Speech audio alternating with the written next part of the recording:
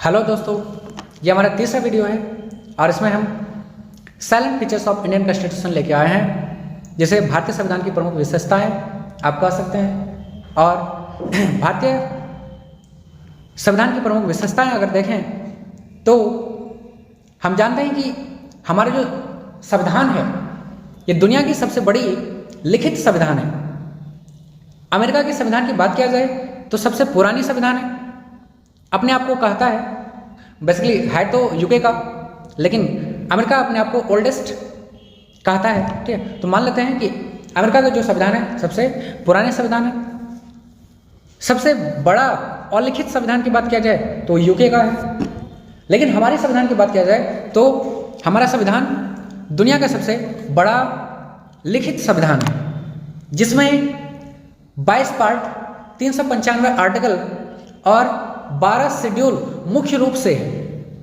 लेकिन वर्तमान में अगर चेंजेस के साथ देखा जाए तो उसमें 25 पार्ट, 448 आर्टिकल और 12 शेड्यूल है। 12 शेड्यूल है जिसके आधार पे इतने सारे रूल्स लिखे हैं जिसके आधार पे हमारे देश चलती है। वहीं अमेरिका में देखें तो अमेरिका में केवल और केवल 7 ही आर्टिकल्स है। चाइना में देखें 138 ही आर्टिकल है, जापान में देखें 103 है, कनाडा में देखें 107 है, लेकिन हमारे यहाँ लगभग 450 आर्टिकल है, जो कि अपने आप में बहुत ही बड़ी चीज़ें हैं। लेकिन इसकी प्रधानता इस प्रकार से भी मान सकते हैं कि जितने भी आर्टिकल्स हमारे संविधान सभा के द्वारा जोड़ी गई, इसमें अभी तक किसी पे एक उंगली भी नहीं उठा। ठीक है, ये सबसे खूबियां हैं हमारे कॉन्स्टिट्यूशन में लिखे गए आर्टिकल्स के।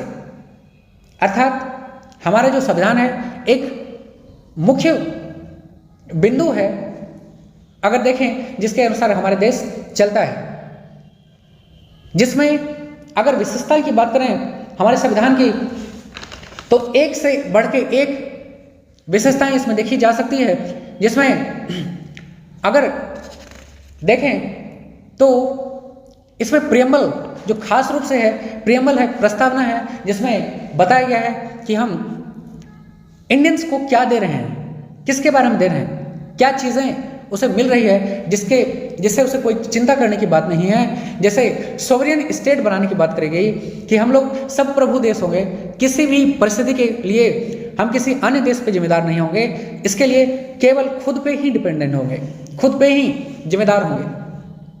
दूसरा इसकी विशेषता अगर देखें तो हम लोग इंडिया को डेमोक्रेटिक बनाएगा, इंडिया को डेमोक्रेटिक बनाएगा। डेमोक्रेटिक की अगर बात करें, डेमोक्रेसी आप जानते हैं कि यहाँ पे जनता को सर्वोच्च बोला गया, रूल से भी बढ़ के जनता है। हालांकि जनता रूल्स के अंडर आती है, लेकिन जनता को सर्वोच्च बनाया गया क्योंकि जनता जब चाहे रूल्स को बदल भी सकती है। डेमोक्रेटिक कंट्री अर्थात जहाँ का जनता का शासन हो, ऐसे कंट्री बनाने की बात करेगी। ये हमारी विशेषताओं में सबसे बड़ी विशेषता है कि जनता ही जैसा चाहेगी वैसे ये देश चलेगा, जो डेमोक्रेटिक कंट्री कहलाए। फिर बोला गया कि ये रिपब्लिक स्टेट होगा। तीसरी अगर बड़ी विशेषता देखें तो ये रिपब्लिक स्टेट है, अर्थात यहाँ का जो सर्वोच्च पद है, ना कि ये नॉमिनेट है बल्कि ये इलेक्टेड है, इसे चुना गया है, इसकी इलेक्शन हुई, इलेक्शन के आधार पर ये बड़े पद आए हैं। अर्थात गरीब से गरीब, अमीर से अमीर व्यक्ति भी अगर चाहे तो ये बड़े से बड़े पद पे जा सकती है, जो कि सबसे खूबसूरत बड़ी व्यवस्थाओं में से एक है, जो कि रिपब्लिक व्यवस्था है। नेक्स्ट देखें, पार्लियामेंट्री सिस्टम है यहाँ पे। नेक्स्ट व्यवस्था अगर देखें तो पार्लियामेंट्री सिस्टम, जिसमें जो हम लोग यूके से लिए हैं, ये भी एक खूबसूरत व्यवस्था है। इसके डिटेल्स में हम चर्चा बाद में करेंगे, बस इतना ही जान लीजिए कि पार्लियामेंट्री सिस्टम एक बहुत बड़ी व्यवस्था है जिसके आधार पे हमारी कंट्री चल रही है। नेक्स्ट है फंडामेंटल राइट। हम लोग अपनी जनता को फंडामेंटल राइट दिए हैं, 6 प्रकार के अधिकार दिए हैं, इक्वलिटी हो या और भी बहुत सारे प्रकार के अधिकार हो, ऐसे ऐसे 6 बड़े अधिकार दिए हैं। अगर इस अधिकार में कोई भी चीज़ें कर्टेल हो रही है तो ये सीधा सुप्रीम कोर्ट तक भी जा सकती है। यह है फंडामेंटल राइट। नेक्स्ट देखें, नेक्स्ट विशेषताओं देखें तो जिसमें DPSP directive principle of state policy, जिसमें राज्य जैसे जैसे संप्रभु होते जाएगा, ऐसे ऐसे जो बड़े से बड़े कानून है, बड़ी से बड़ी व्यवस्थाएं हैं, उसे अपनाते जाएगा और उसे अप्लाई करते जाएगा। अगर हम आर्टिकल 44 देखें, जिसमें यूनिफॉर्म सिविल कोड की चर्चा करी है, जिसमें सबके लिए समान कानून की व्यवस्था करने की बात करी गई है। अगर अभी देखें तो हिंदू के लिए मैरिज एक्ट अलग है, मुस्लिम के लिए मैरिज एक्ट अलग है, डिफरेंट कम्युनिटी के लिए अलग अलग मैरिज एक्ट या फिर रिलीजियस फैक्टर्स, ये सब डिफरेंट है। इसे एक करने की चर्चा करी जा रही है, जो कि आर्टिकल 44 है, जो डीपीएसपी के पार्ट है। डीपीएसपी में जितने भी सब्जेक्ट लिखे हैं, इसको स्टेट जैसे से संप्रभु बनते जाएगा, या फिर बोले तो जैसे से स्टेट मजबूत बनते जाएगा, ऐसे ऐसे डीपीएसपी के पार्ट्स को अप्लाई करते जाएगा, बोले तो अपने में जोड़ते जाएगा। तो इसमें से एक अभी चर्चा में है आर्टिकल 44, जो कि यूनिफॉर्म सिविल कोड की बात करती है, सबके लिए समान नागरिक संहिता लागू करने की बात चल रही है। नेक्स्ट अगर विशेषताएं देखें, स्वतंत्र न्यायपालिका। अगर सरकार के बॉडी देखें तो 3 मुख्य रूप से बॉडी हैं, एग्जीक्यूटिव, लेजिस्लेटिव और जुडिशरी।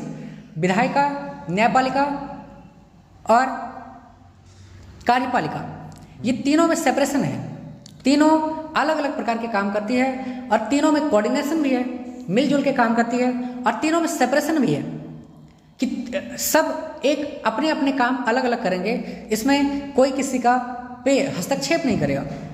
जो कि इंडिया में न्यायपालिका का स्वतंत्र प्रभाव देखने को भी मिलता है, क्योंकि अगर देखें तो प्रायः समय न्यायपालिका और विधायिका में टसल होते रहती है। ये दिखाता है कि एक स्वतंत्र न्यायपालिका हमारे यहाँ है। दूसरी विशेषताओं की बात करें तो संसदीय सर्वोच्चता और न्यायिक सर्वोच्चता। यहाँ अभी तुरंत बात की है कि यहाँ पे संसदीय सर्वोच्चता है, अर्थात संसद कानून बनाने के लिए सर्वोच्च है, ये जिस भी कानून चाहे बना सकती है। हाँ, लेकिन वहीं पे न्यायपालिका भी सर्वोच्च है। न्यायपालिका अगर कोई जो फंडामेंटल राइट को कर्टेल करते हुए अगर कोई कानून संसद बना भी देती है तो उसे न्यायपालिका हटा सकती है। इस मामले में सर्वोच्चता न्यायपालिका को भी है, अर्थात न्यायपालिका और संसद दोनों ही यहाँ पे सर्वोच्च है। नेक्स्ट अगर इसकी विशेषताएं देखें तो कठोर एवं लचीला संविधान। हमारे संविधान में कठोरता भी है। कठोरता जैसे कुछ जो यहाँ पे प्रावधान है जो 2/3 बहुमत से ही इसे पास करी जा सकती है। जैसे अगर देखें विधान परिषद का कहीं पे बनना, राष्ट्रपति पे महाभियोग या संविधान संशोधन जो आर्टिकल 368 के द्वारा बात करी गई है, ये जितने भी टॉपिक है या जितने भी विषय है जो 2/3 बहुमत से ही इसे पास किया जा सकता है, जो कि एक बहुत ही कठोर व्यवस्था है। ये इतने सिंपल चीज़ नहीं है कि इसे सिंपली पास किया जा सके। 2/3 बहुमत होना अपने आप में बहुत बड़ी चीज़ होती है, जो कि भारतीय संविधान की कठोरता को दिखाता है। वहीं कुछ जो साधारण विषय है जिसको केवल 50% आधे से एक अधिक लोग अगर इसे मेजॉरिटी इससे इतना ही माना जाता है, इससे अगर एक अधिक लोग पास कर दिया तो उसे पास माना जाता है। इस आधार पर अभी तक संविधान में 103 बार संशोधन किया जा सका है। अर्थात ये चीज़ हमारी संविधान की लचीलता भी दिखाती है। अर्थात हमारा जो संविधान है कठोर एवं लचीला संविधान है। नेक्स्ट अगर देखें तो वयस्क मताधिकार, यहाँ पे यूनिवर्सल एडल्ट फ्रेंचाइजी है। इसके आधार पर 18 वर्ष से जो भी 18 वर्ष से जो भी अधिक उम्र के बच्चे हैं, इसे वोटिंग का अधिकार है। ये वोट कर सकती है, अपने प्रतिनिधि को चुन सकती है जो इस पे इसके बाद को संसद तक पहुंचा सके। पहले ये एज 21 वर्ष था, लेकिन 61वें संविधान संशोधन 1989 के द्वारा इसे घटाकर 18 साल कर दिया गया। 61वें संविधान संशोधन 1989 के द्वारा 21 से घटाकर इसे 18 कर दिया गया। नेक्स्ट अगर देखें तो जो संविधान है इसमें 2 लक्षण बेसिक रूप से पाए जाते हैं, जो यूनिटरी और फेडरल 2 कैरेक्टर के हमारे संविधान देखे जाते हैं। हालांकि ना तो पूर्ण रूप से एकात्मक लक्षण हमारे संविधान में है, ना तो पूर्ण रूप से संघात्मक व्यवस्था है, बोले तो ना तो यूनिटरी स्टेट है हमारा, ना तो फेडरल कैरेक्टर है, ये दोनों का मिक्सअप है, इसलिए इसे क्वाजी फेडरल स्टेट कहा जाता है। क्वाजी फेडरल का मतलब ना तो पूर्ण रूप से हम लोग संघात्मक है, ना तो फेडरल है और ना ही एकात्मक है, बोले तो यूनिटरी, दोनों ही फीचर्स हमारे में पाया जाता है, इसे क्वाजी फेडरल कैरेक्टर का संविधान कहा जाता है। एकात्मकता के क्या क्या एग्जाम्पल है, कैसे हम जानेंगे कि हमारे संविधान एकात्मकता को दिखाता है, तो यूनिटरी को कैसे दिखाता है, इसके बारे में अगर जाने तो पहली बात बोलेंगे हमारे जो जनता है इसको बहुत सारे प्रकार के स्वतंत्रता दी गई है हमारे संविधान के द्वारा, जैसे बोलने की आज़ादी, कहीं भ्रमण करने की आज़ादी, कहीं भी जमीन लेने की आज़ादी, कुछ भी चाहे आप बोल सकते हैं, कोई संगठन बना सकते हैं, सब काम कर सकते हैं। लेकिन इस पे कुछ रीजनेबल रिस्ट्रिक्शंस है। अगर उस रीजनेबल रिस्ट्रिक्शंस को आप अप्लाई नहीं करते हैं तो आपको बोलने की हक नहीं है या ऐसे काम करने के अधिकार नहीं है, अर्थात ये यूनिटरी दिखाता है। दूसरा अगर बात करें सिंगल कॉन्स्टिट्यूशन, एक ही संविधान है। ऐसा नहीं है कि अगर अमेरिका में देखें जितने भी स्टेट है सबके लिए अलग अलग प्रावधान है, लेकिन हमारे यहाँ देखें इतने बड़े कंट्री, इतने ज़्यादा स्टेट, फिर भी यहाँ पे एक ही संविधान है, एक ही संविधान है जिससे ये पूरा कंट्री चलती है, जो एकात्मकता के लक्षण है, यूनिटरी के लक्षण है। फिर सिटीजनशिप देखें तो यहाँ पे एकल नागरिकता है, ना कि अमेरिका की तरफ डिफरेंट स्टेट का जिस स्टेट में जो रहते हैं वहाँ की नागरिकता अलग है और देश की नागरिकता अलग है। हमारे यहाँ चाहे कोई स्टेट के हो या कहीं के भी हो, हमारे पूरे देश का एक ही नागरिकता होती है जो भारतीय है, वो केवल भारतीय है। ऐसा नहीं है कि हम बिहार के हैं तो हम बिहारी हो गए, ऐसा नहीं है। हम लोग बिहार के हों, झारखंड के हों या फिर यूपी के हो या महाराष्ट्र के हो, कहीं के भी हो, हम लोग एक ही सिटीजनशिप को फॉलो करते हैं जो एक एकात्मकता के लक्षण है, यूनिटरी के लक्षण है।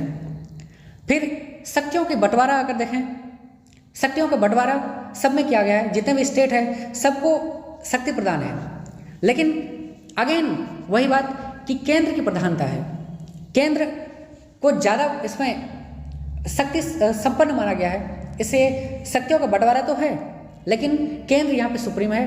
केंद्र जैसा चाहेगी ऐसा ही स्टेट चलेगा, तो जो एक एकात्मकता को दिखाता है। केंद्र राज्यों के नाम हो, सीमा हो, क्षेत्र हो, ये सब अगर परिवर्तन करना है किसी राज्य में तो ये केवल और केवल अधिकार केंद्र को है, ना कि राज्य को। तो ये भी एक यूनिटरी को दिखाती है।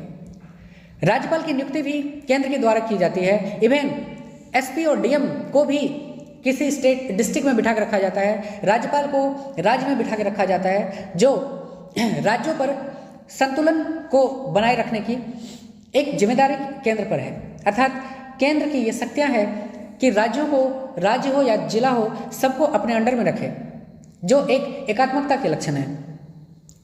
फिर अगर आपातकाल लग जाए, आपातकालीन व्यवस्था हो जाए, इसमें भी पूर्ण रूप से, इस समय तो पूर्ण रूप से ही एकात्मकता के लक्षण दिखाई देते हैं, क्योंकि इस समय कोई भी कानून बनाने की शक्ति केवल और केवल राज्य को, केंद्र को है, ना कि राज्य को। राज्य की सारी शक्ति छिन जाती है आपातकाल के दौरान। राष्ट्रपति शासन अगर 356 के द्वारा लग गया या फिर 352 के द्वारा लगा या 360 में तो अभी वित्तीय आपातकाल नहीं लागू हुआ है, लेकिन 352 या 56 किसी भी के द्वारा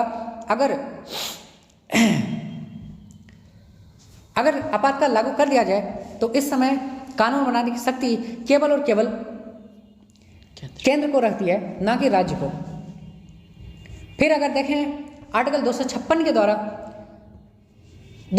द्वारा संघ की राज्यों को निर्देश देना, अगर राज्य ढंग से काम नहीं करे या फिर राज्य केंद्र के मनोवृत्ति के अकॉर्डिंग काम ना करे, तो ऐसे में केंद्र राज्यों को सलाह देती है कि आपको इस ढंग से काम करना चाहिए, ठीक, जो कि एक यूनिटरी व्यवस्था को दिखाती है, एकात्मकता को दिखाती है। फिर उच्च न्यायालय की अगर बात करें, उसमें न्यायाधीशों की नियुक्ति भी केंद्र की भूमिका इसमें प्रधान रहती है, जो एक एकात्मकता के लक्षण है। अर्थात टोटल ये जो पावर है ये सेंट्रिक है, अर्थात सेंटर को ज़्यादा पावर है और स्टेट को कम पावर है, जो कि एक एकात्मकता के लक्षण है। नेक्स्ट बात करें कि संघात्मकता, जिसे फेडरल कैरेक्टर बोले, फेडरल कैरेक्टर क्या क्या है जो हमारे स्टेट दिखाती है। फेडरल कैरेक्टर में अगर बात करें, संघात्मकता के लक्षण की अगर बात करें, तो जिसमें पहला लिखित संविधान की बात करें, हमारे यहाँ लिखित संविधान है, लिखित संविधान है, लिखित संविधान है, और यह संविधान दोनों के लिए बराबर है, चाहे राज्य हो या केंद्र, जो कि फेडरल कैरेक्टर को दिखाती है कि एक ही क्यों ना हो लेकिन दोनों के लिए बराबर है। संविधान की सर्वोच्चता, संविधान ही सर्वोच्च है, चाहे केंद्र के लिए हो या फिर राज्य के लिए हो, संविधान के अकॉर्डिंग ही चलना पड़ेगा, ना कि स्टेट के अकॉर्डिंग। संघ एवं राज्यों के बीच शक्तियों का विभाजन है। सबसे पहले फेडरल कैरेक्टर वही होता है जो दोनों जगह लागू हो। बेसिक रूप से अगर बात करें, जैसे केंद्र में और राज्य में, ऐसे अगर हमारी संसद भी देखें तो संसद भी बाइकैमरल है, जिसमें लोकसभा और राज्यसभा दोनों हैं। केंद्र में भी देखें, ये भी बेसिकली जो 6 स्टेट है ये बाइकैमरल है, जिसमें विधानसभा और विधान परिषद दोनों मुख्य रूप से पाए जाते हैं, जो कि एक संघात्मकता के लक्षण है। संघ में राज्यों के बीच शक्तियों का विभाजन है, संघ के लिए अलग व्यवस्था है, राज्यों के लिए अलग व्यवस्था है, यह भी एक फेडरल कैरेक्टर को दिखाता है। यहाँ की स्वतंत्र न्यायपालिका भी एक फेडरल कैरेक्टर को दिखाता है, क्योंकि 3 बॉडी होते हुए भी न्यायपालिका स्वतंत्र रूप से काम करती है, और ये दोनों के लिए, चाहे केंद्र हो या फिर राज्य हो, दोनों के लिए समान रूप से काम करती है। यहाँ पे संविधान संशोधन भी हो सकती है, आर्टिकल 368 के द्वारा संविधान संशोधन भी हो सकती है, और ये एक जटिल प्रक्रिया है, तो ये भी एक संघात्मकता के लक्षण है। केंद्र और राज्यों में अलग अलग सरकारें हैं और अलग अलग रूप से इसे चलाने का काम करती है। दोनों में बहुत ज़्यादा इंटरफेयर नहीं है, जो एक संघात्मकता के लक्षण है। संसद के दोहरी व्यवस्था, अभी आप तुरंत बात किए थे, संसद की दोहरी व्यवस्था में लोकसभा और राज्यसभा, ये 2 सभाएं हैं जो मिलके काम करती है। अगर कोई चीज़ लोकसभा से पास हुई तो ऐसा नहीं है पास माना जाएगा, इसे राज्यसभा को भी उतनी ही जिम्मेदारी है जितनी कि लोकसभा को। अर्थात यहाँ दोहरी व्यवस्था है और दोनों मिलके काम करती है, जो एक फेडरल कैरेक्टर को दिखाती है। राज्य और स्टेट फेडरल कैरेक्टर को दिखाती है। हाँ, ये बात अलग है कि कुछ जो विषय है जिस पर केवल और केवल लोकसभा को ही पूर्ण रूप से अधिकार है, राज्यसभा को नहीं। ऐसे ही कुछ जो विषय है जिस पर केवल और केवल केंद्र को ही अधिकार है, राज्य को नहीं। लेकिन चूंकि दोनों व्यवस्थाएं हैं, इसलिए यह संघात्मकता को दिखाती है। फिर यहाँ पे दलीय व्यवस्था देखें तो पार्टी बेस्ड सिस्टम बोलें तो यहाँ पे 2 पार्टी सिस्टम है, एक नेशनल पार्टी है और फिर एक नॉर्मल पार्टी है जो स्टेट में होती है। स्टेट के लिए अलग पार्टी और केंद्र के लिए अलग पार्टी, ये भी संघात्मकता के लक्षण है। और प्रधानमंत्री की भी कुछ शक्तियां हैं जो संघात्मकता को दिखाती है। थैंक यू, आज इतना ही।